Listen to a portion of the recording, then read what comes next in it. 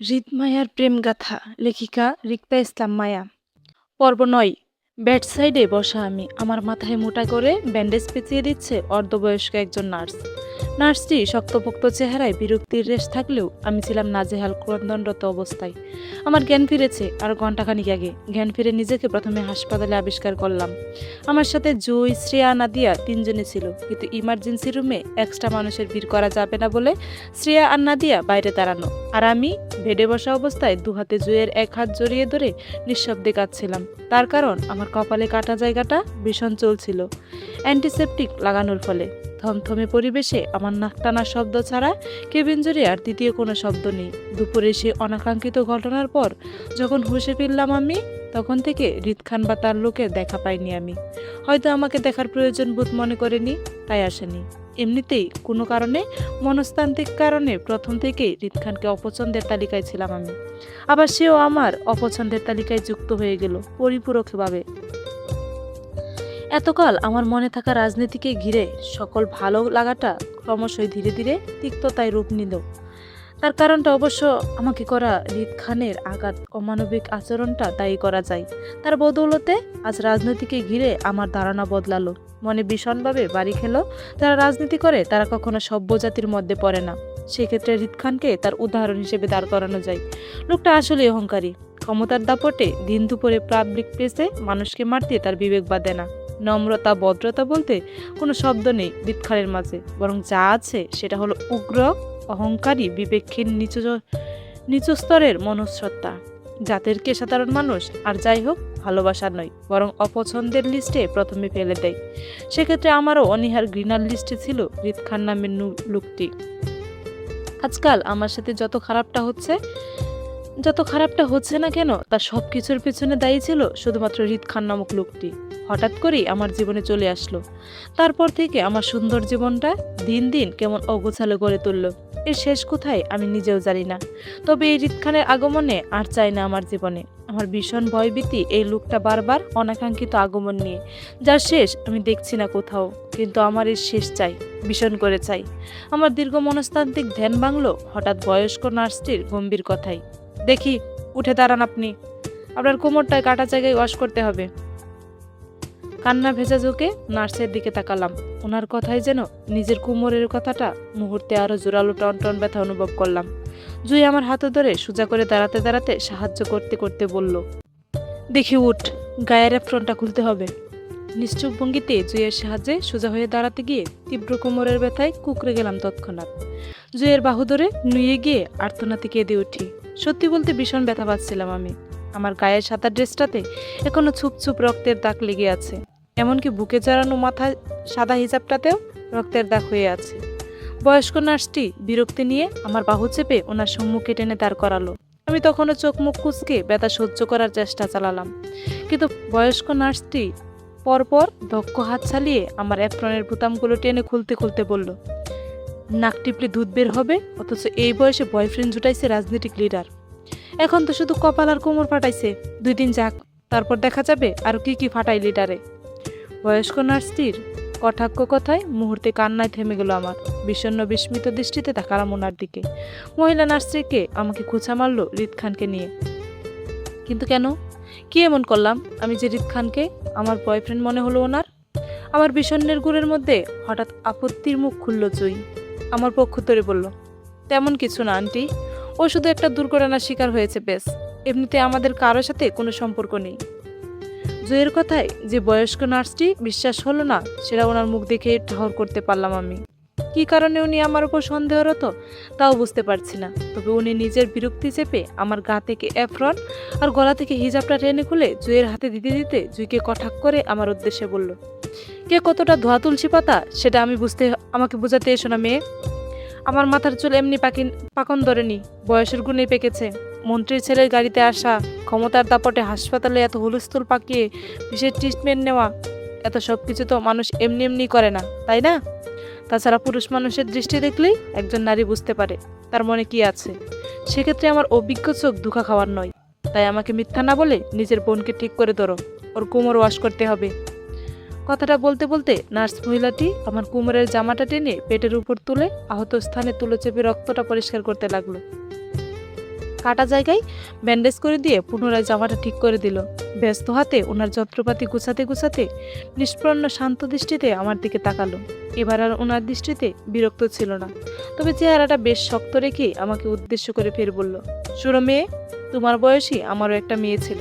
সেও তোমার মতো ভুল করে কিশোর বয়সে ছাত্র লিডারের সাথে প্রেমের সম্পর্কে জড়িয়ে পড়েছিল। বিনিময়ে আজ সে কবরে আছে।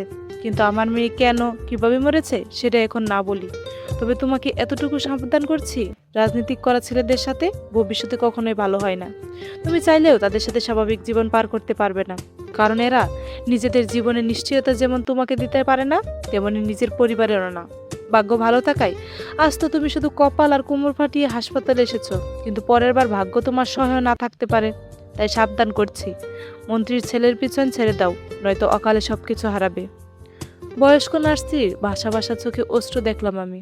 হয়তো মেয়ে হারানোর সুখ ছিল তাতে, কিন্তু মুখের ভঙ্গিমা নিতারং শক্ত তেজস্ক্রিয়। আমাকে কথাগুলো বলে ড্রেসিং করা রক্তের বাটিটা হাতে তুলে নিয়ে গেল। আমি ওনার যাওয়ার দিকে হতভম্ব হয়ে তাকিয়ে রইলাম। নিষ্পাপ আমি কোনো কিছু না করেও সব সময় অপরাধী হয়ে যাই, এবারও তাই হলো। মন্ত্রীর ছেলে মানে রিদ খানের সাথে আমার কি এমন ভাব দেখলো তারা, যার জন্য মহিলাটি এত বড় আদেশবাণী শুনিয়ে গেল আমাকে? সেটাই তো বুঝতে পারছি না আমি।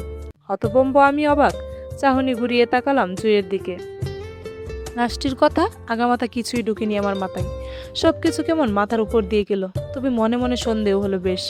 নিশ্চিত আমার বেহুশ হওয়ার পর কিছু একটা হয়েছিল হাসপাতালে আমাকে ঘিরে, যার জন্য হয়তো নার্সটি ভুল বুঝে আমাকে রিদ খানের সাথে জড়িয়ে দিল। জুঁই হিজাবটা আমার বুকের ওড়নার মতো দিয়ে জড়িয়ে দিতে দিতে স্বাভাবিক কণ্ঠে বলল, তোকে আমরা রিদ খানের গাড়িতে করে এনেছিলাম এখানে। ওনার বডিগার্ড আসিফ ভাইয়া আমাদের হেল্প করেছিল তোকে হাসপাতালে আনতে, তবে এখানে এসে কিছু আপত্তিকর ঘটনা হয়েছিল, তোকে ইমার্জেন্সি বোর্ডে নিতে গিয়ে। এজন্য মূলত নার্সটি ভুল বুঝলো তোকে।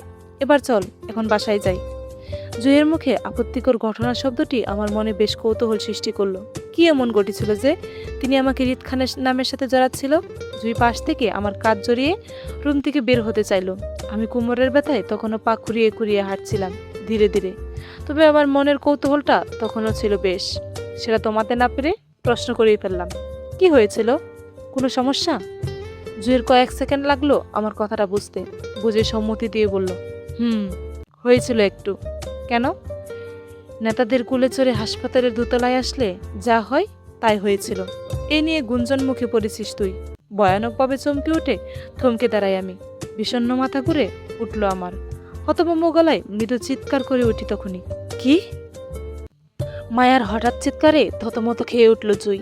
চমকে ওঠা ভঙ্গিতে মায়াকে নিয়ে জুঁইয়ের পা থামলো তখনই হাসপাতালের করিডোরে। ইতস্ত জুঁই তৎক্ষণাৎ চোখ ঘুরালো আশেপাশে। চোখ পড়ল হাসপাতালে যাতায়াতকারী মানুষের বাঁকা চোখ। তাদের মধ্যে একজন রিত নিজেও ছিল, তবে তার বাঁকা চোখ মায়ার উপর নয়, বরং সরাসরি তাকিয়েছিল মায়ার দিকে। কিন্তু হতবুদ্ধি মায়া তখনও বিষণ্ণে ঘুরে জুঁইয়ের দিকে তাকিয়ে। ইতস্ত জুঁই খানিকটা দ্বিধা নিয়ে চোখ ঘুরে মায়ার দিকে তাকালো। মায়ার কাঁধে হাতটা আরও একটু চেপে ধরে খুঁচিয়ে আস্তে করে বলল, কি করছিস? আস্তে কথা বল, আশেপাশে মানুষজন দেখছে তোকে। ধ্যানরত মায়া মনোযোগ তখনও জুঁইয়ের দিকে, যেন অনেকটা শখ আছে মায়ের কথায় সে জুঁইয়ের কথায় সে রিদ খানের কোলে ছিল। সে ভাবতেই যেন আতকে চেয়ে যাচ্ছে মায়ার শরীর জুড়ে। তারপরে জুঁইয়ের অনবরত খোঁচানিতে মায়া বাধ্য হয়ে গার বাঁকিয়ে সামনে তাকালো। ভাগ্যের ফেরে মায়া সেখানেও চোখাচোখি হয়ে গেল হৃদের সাথে। মূলত হৃদ হাসপাতালের করিডোরে দাঁড়িয়েছিল আসিফের সাথে। সেখানে আসিফ হৃদকে কিছু বলছিল আর হৃদ সেটা মনোযোগ সহকারে শুনছিল। হালকা কপাল কুঁচকে মৃদ মায়া মাথা নাড়িয়ে সম্মতি দিতে। মূলত তাদের দুজনের মধ্যকার কথোপকথনের মধ্যে মায়ার হঠাৎ চেঁচিয়ে ওঠাতে মনোযোগ নষ্ট হয় হৃদের। অনেকটা বিরক্তি নিয়ে ঘাড় ঘুরালো আর দৃষ্টিতে বিড়ল মায়ের হতভম্ব চেহারাটা। কিন্তু কয়েক সেকেন্ড যেতে না যেতেই হৃদ সে বিরক্তকর দৃষ্টি শিথিল হয়ে আসলো মায়ার উপর। অনেকটা বিস্ময় নিয়ে চোখ গোড়ালো মায়ের পা থেকে মাথা অবধি। এই প্রথম মায়াকে খোলা চুলে দেখল হৃদ। নয়তো এই নিয়ে তাদের যতবার দেখা হয়েছিল প্রতিবারই মায়াকে হিজাব পরা অবস্থায় দেখেছে সে। আঘাত না পেলে হয়তো আজও তেমনই দেখত হৃদ, তবে আজকের অনাকাঙ্ক্ষিত ঘটনাকে ঘিরে এই প্রথম হৃদের চোখে প্রদর্শিত হলো মায়া নিজে। বিষণ্ণতায় থমকে যাওয়ার দৃষ্টি আবারও ঘুরালো হৃদ মায়ার পা থেকে মাথা অবধি। কলেজের সাদা ড্রেসের সাথে মায়ার মাথা সাদা ব্যান্ডেজটিও যেন আর চমৎকার দেখালো হৃদের চোখে। কিন্তু আতঙ্কিত মায়া হৃদের সাথে চোখাচোখি হতেই তৎক্ষণাৎ জুঁইয়ের বাহু টেনে নিজেকে আড়াল করতে চাইল। জুঁইয়ের পেছনে লুকাতে আবারও চমকে উঠল জুঁই। কি হয়েছে জানতে চেয়ে মায়াকে সামনে আনতে চাইলে বাধা দেয় মায়া।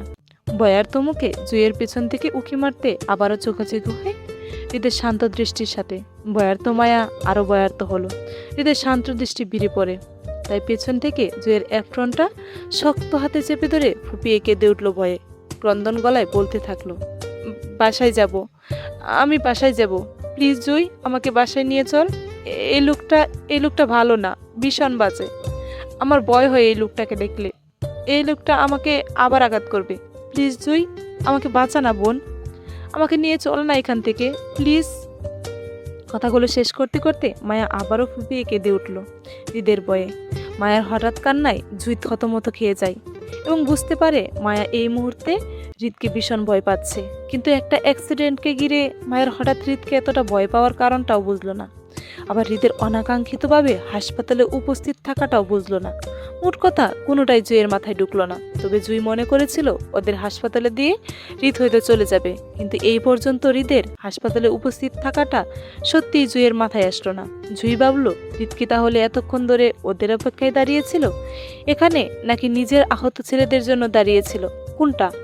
ইতস্ত জুঁই আর চোখে হৃদের দিকে তাকাতেই দেখলো হৃদের শান্ত দৃষ্টি আপাতত এদিকে তাক করা।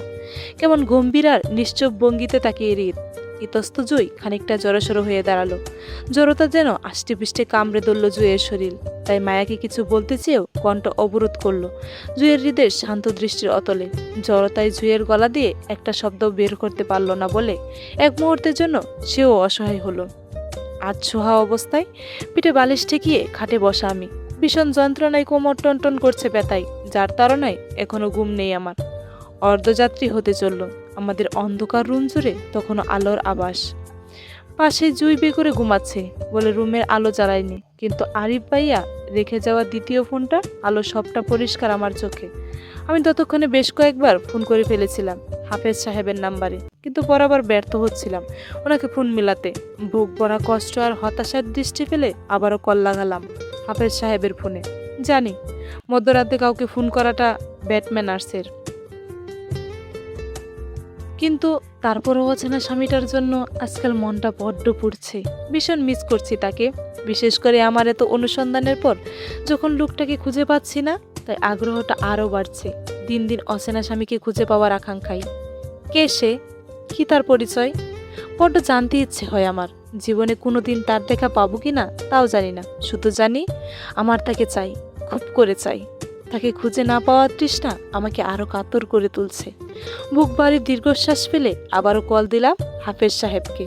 বরাবরের মতোই অফ যাচ্ছে হাফেজ সাহেবের নাম্বার। তাই ক্লান্তিতে কুলের উপর ফোনটা রেখে গা এলিয়ে দিলাম খাটে। কপালের উপর একটা হাত রেখে আবেশে চোখ বন্ধ করলাম। দুশ্চিন্তায় আহত মাথাটা টনটন করছে তীব্র ব্যথায়। এদিকে নিজের অচেনা স্বামীকে খুঁজে না পাওয়ার যন্ত্রণা যেমন আমাকে ঘায়েল করছিল, ঠিক তেমনি আমার জীবনে হঠাৎ হৃদ খানের আগমনে মুড়িয়ে দিচ্ছিল অপমানের ঘুরে। তার কর্তৃত্ব আমাকে করা বারবার অপমানগুলো আমার বেশ আত্মসম্মানে লাগছিল। আমার ছোট্ট একটা জীবনে এত অপমানিত কখনো হয়নি যতটা হৃদ খান আমাকে বিগত দিনে করেছে। তার সাথে আমার কি সূত্রতা তা জানি না, তবে তার করা আজকের ব্যবহারটা ছিল চরম বিষাদের ন্যায়। আমাকে এতটা আঘাত করে হাসপাতালে পাঠিয়েও তার মধ্যে বিন্দুমাত্র অনুশোচনা দেখা গেল না, বরং অসন্তোষে কঠোর দৃষ্টি ছিল তার চেহারা আমার উপর। কি নিয়ে আমার সাথে এতটা ক্ষুদ্র ছিল তাও জানি না, আর না জানতে চাই।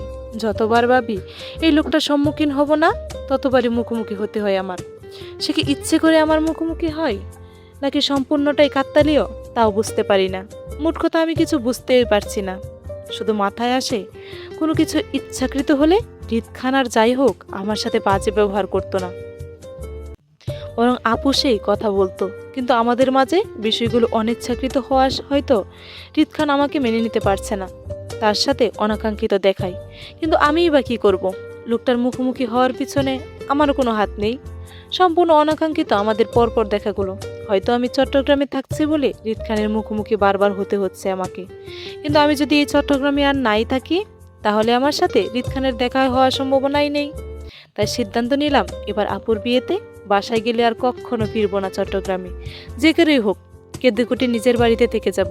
আর আরিফ ভাইয়াকে বলবো আমাকে যেন চট্টগ্রাম থেকে ট্রান্সফার করে আশুগঞ্জের একটা কলেজে ভর্তি করিয়ে দেয়। তারপরও এই চট্টগ্রামে আর নয়। বিষাদ মনে উঠে বসলাম কোলের ফোনটা হাতে নিয়ে। ঘুমড়ে ওঠা ফিলিংসে আর কিছুই ভালো লাগছে না। দুপুরে হাসপাতাল থেকে বাসায় ফিরে এই পর্যন্ত বিছানায় বসে আমি। কপালে ব্যান্ডেজ, কাল ছাড়তে হবে। আরিফ ভাইয়া বাসায় নেই, আমাদের বাড়িতে আশুগঞ্জে আছে আপুর বিয়ের জন্য। সেখানে নাকি আরও কয়েকদিন থাকবে।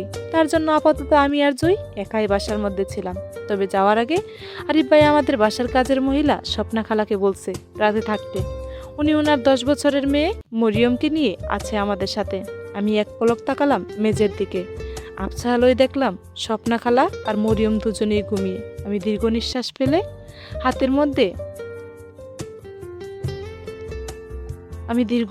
ফেলে উনি ওনার হাতের ফোন নিয়ে হাতের ফোন নিয়ে খালি পায়ে খুঁড়িয়ে খুঁড়িয়ে গেলাম বারান্দায়। অন্ধকারময় আকাশটা আর চাঁদের দেখা নেই। চাঁদবিহীন আকাশটা নিগার নিষ্ক্রিয় গুটগুটে আধারের মেলা। আমি শূন্য দৃষ্টি আকাশে ফেলে আবারও ফোন মিলালাম হাফেজ সাহেবের ফোনে। জানি কলটা যাবে না, নাম্বারটা অফ বলবে। তারপরে মনের ছটফটে কল দিতে থাকলাম হাফেজ সাহেবের নাম্বারে। যদি কোনো চমৎকার হয়ে যায় এ আশায়। কিন্তু আমার চমৎকার আকাশে আজ অন্ধকারের মেলা বলে এবারও আমি বিফল হলাম হাফেজ সাহেবকে কল মিলাতে। চলবে। পর্ব 10। টানা 3 দিনের জ্বরে কলেজ, কোচিং সবকিছুই বন্ধ করলো মায়ার। আহত মাথায় ব্যান্ডেজ ছাড়লো আরও একদিন আগে। আপাতত কাটা জায়গায় মলম লাগিয়ে কলেজের জন্য রেডি হচ্ছে সে। আরও কয়েকদিন বাদেই তো মায়ের বড় বোনের বিয়ে। অবশ্য লম্বা ছুটিতে থাকবে ওরা। তাই এই মুহূর্তে কলেজ অফ করা মানেই নোটিশনামা আরিফের হাতে যাওয়া, যেটা মায়া আপাতত চাইছে না। এছাড়া অসুস্থতা ছাড়িয়ে এখন মায়া ঠিকঠাকই আছে। আরিফও আজ আশুগঞ্জ থেকে চট্টগ্রামে ফিরবে বিগত 4 দিন পর। এখন আরিফ বাসায় এসে যদি মায়াকে অসুস্থ অবস্থায় বিছানায় পড়ে থাকতে দেখে তাহলে প্রশ্ন করবে না, মায়া অসুস্থ কেন, কি হয়েছে, এত ব্যথা কিভাবে পেল? তখন মায়া কি উত্তর দেবে? উত্তর কি আছে নাকি মায়ের কাছে? না, নেই তো। সেজন্যই তো মায়া পালিয়ে বাঁচতে চাইছে আরিফের হতে। এছাড়া একটা অনাকাঙ্ক্ষিত ঘটনাকে কেন্দ্র করে কি বা বলবে সে? হৃদ খান নামক উগ্রবাদী লোকটা ইচ্ছাকৃতভাবে মায়াকে আঘাত করেছে, এটা বলবে? আরিফ কি বিশ্বাস করবে মায়ারই কথা? অবশ্য করবে না, বরং উল্টা মায়াকে ধমকাবে আর বলবে হৃদের সাথে মায়ের কি এমন শত্রুতা চলছে যার জন্য হৃদ খানের মতো লোক নিজে মায়াকে জেনে বুঝে এতটা আঘাত করলো। এখন মায়ার নিজেই জানে না হৃদ খানের সাথে আসলে মায়ের কি নিয়ে এত সূত্রামি।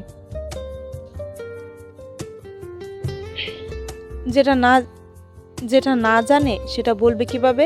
মায়া তো শুধু জানে হৃদ খান শুরু থেকে মায়াকে অপছন্দ করে না। তাদের দেখা হলেই শুধু অকারণে মায়াকে অপমান করে, বারবার করে, যার জন্য মায়া খুব আত্মসম্মানে লাগে। এজন্য মায়াও নিজে হৃদ খানকে একদমই পছন্দ করে না। মায়ের অপছন্দের লিস্টে সর্বপ্রথম হৃদ খানই আছে। দীর্ঘ মনস্তান্ত্রিক চিন্তার মধ্যে ধীর হাতে মাথায় হিজাব বাঁধল মায়া। কলেজ ব্যাগ বই গুছিয়ে নিতে নিতে ততক্ষণে জুই মায়ার টিফিন বক্স গুছিয়ে মায়াকে দিয়ে ছুটল সুতোর দরজা দিয়ে বাইরে থেকে দরজায় তালা ঝুলিয়ে সিঁড়ি বেয়ে নামলো 4 তলা থেকে নিচে। রাস্তায় যেতে যেতে দুজনই নেমে গেমে একাকার। বিরক্তি চাপিয়ে রিকশার জন্য অপেক্ষা করলো অনেকক্ষণ।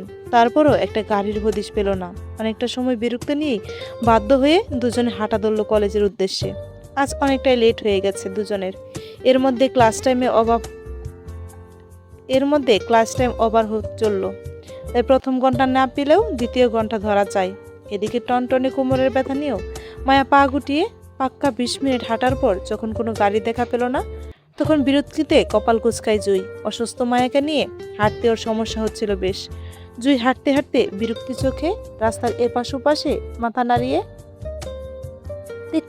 তিক্ততা প্রকাশ করে বলল, হালের গাড়ি। বিপদের সময় একটা গাড়িও পাওয়া যায় না। অন্য সময় হলে আপা যাবেন বলে লাইন ধরে দাঁড়িয়ে থাকে। অথচ আজ দেখ, একটা গাড়িও খবর নাই।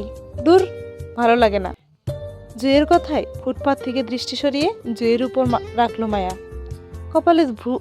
কপালের ভ্রুজোড়া হালকা উঁচিয়ে চোখে বেশ কৌতূহলে, বেশ আগ্রহ নিয়ে মায়া প্রশ্ন করলো জুইকে, বাল কি? বাল মানে জানোস না? না। মজা লস আমার সাথে? না। দেখ রিক্তা, মেজাজ খারাপ করবি না, এমনি রাগ করতেছে, একটা গাড়িও পাচ্ছি না, তার উপর তোর কোমরে ব্যথা। আচ্ছা তোর কি বেশি কষ্ট হচ্ছে হাঁটতে? জুয়ের চিন্তিত চেহারা দেখে মায়া মিনমিন করে গাড় গড়িয়ে আশেপাশে তাকালো। সত্যি বলতে ওর কোমরে টনটন করছে গাঢ় ব্যথায়। হাঁটতে কষ্ট হচ্ছে, কিন্তু উপায় না পেয়ে চুপ করে রয়েছে শুধু। এতক্ষণে বাসায় থাকলে নিশ্চিত মায়া চিল্লাচিল্লি করতো, কাঁদতো। খালি রাস্তায় জুইকে বিপদে ফেলতে চাইছে না বলে চুপ করে থাকা। কিন্তু জুই যেন মায়ের ব্যথাতুর লাল মুখটা দেখে ঠাহর করতে পারলো মায়ের মনের অবস্থাটা। তারপর নিরুপায় জুই। কোথাও কোনো গাড়ির হদিশ নেই, জনমানবহীন নির্জন রাস্তা। তার চেয়ে বেশি আকর্ষণ জড়িত হলো সকাল সকাল পাবলিক রাস্তা খালি দেখে। সে রাস্তায় সারাক্ষণ গাড়ি ভিড় লেগেই থাকে, সে রাস্তায় হুট করে নিস্তব্ধ দেখে খানিকটা সন্দেহ হলো জুইয়ের। রাস্তাঘাটে হরতাল চলছে কিনা এ বিষয়ে খানিকটা নিশ্চিত হতে তীক্ষ্ণ দৃষ্টিতে আশেপাশে তাকালো। হঠাৎ তক্ষুনি কানে আসলো কার হাঁক ছেড়ে ডাকার শব্দ। জুই মায়া দুজনেই চমকালো। ডাকের উৎস ধরে পিছনে ঘুরতেই দেখলো সিনিয়র বাই রিফাত ডাকছে রাস্তার ওপাশ থেকে, হাত নেড়ে ওদের। পরিচিত মুখ হয় দুজনেই থামলো। মায়া খানিকটা ইতস্তত করে জুইয়ের শরীর ঘেঁষে দাঁড়াতেই চোখ উঠিয়ে তাকালো জুই। মায়া দিদার কারণটি বুঝে চোখের ইশারায় আত্মস্থ করলো সে আছে বলে। রিফাত ততক্ষণে ওদের মুখোমুখি হতে হতে মায়ার দিকে প্রেমময় দৃষ্টি ফেলতে ফেলতে জুইয়ের উদ্দেশ্যে বলল, কি ব্যাপার, তোমরা এতদিন কলেজে যাওনি কেন? শুনলাম মায়া নাকি সেদিন আঘাত পেয়েছিল হৃদবাইয়ের ছেলেদের হাতে। আমি বাড়িতে ছিলাম না, ঢাকায় ছিলাম।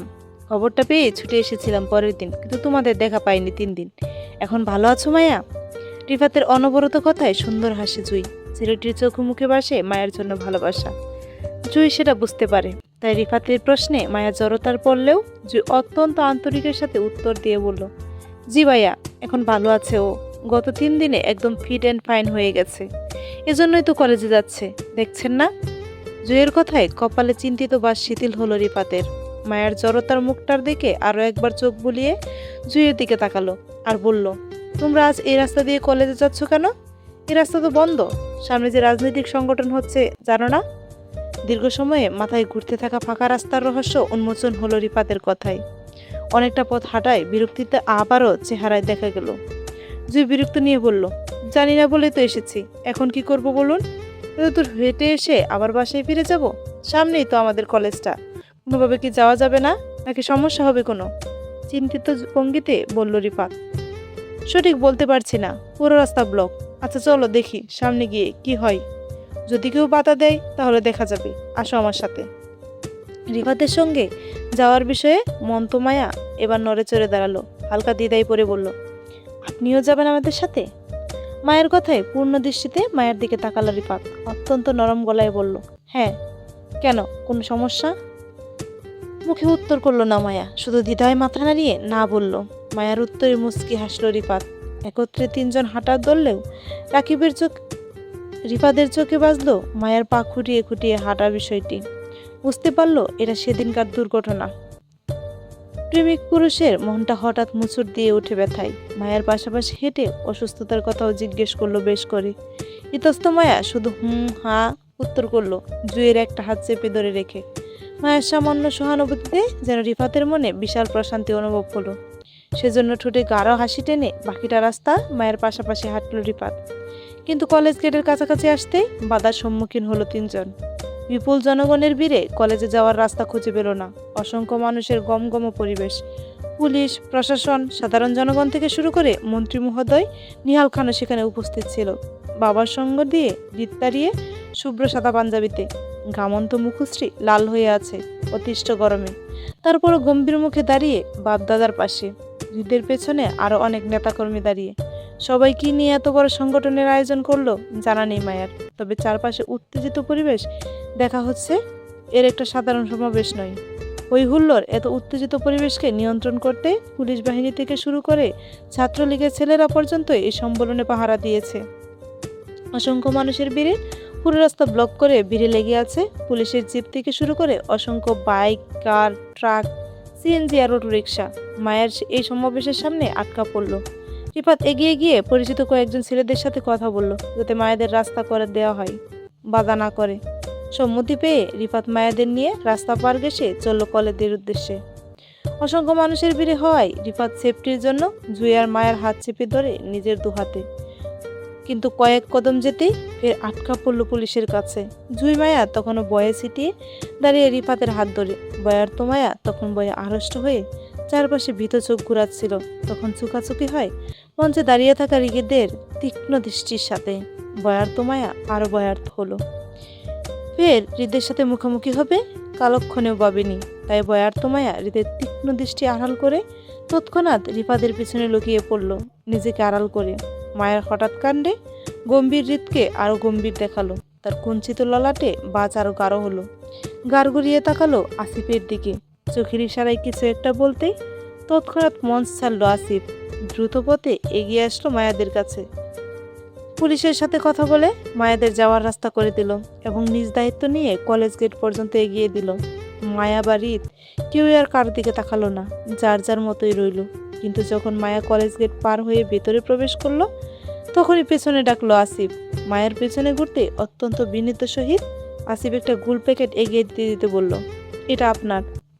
মায়া বুঝলো না আসিফের কথার মানে, তাই তাকিয়ে প্যাকেটে এদিকে তাকিয়ে ফের আসিফকে উদ্দেশ্য দিয়ে বলল, আমার মানে?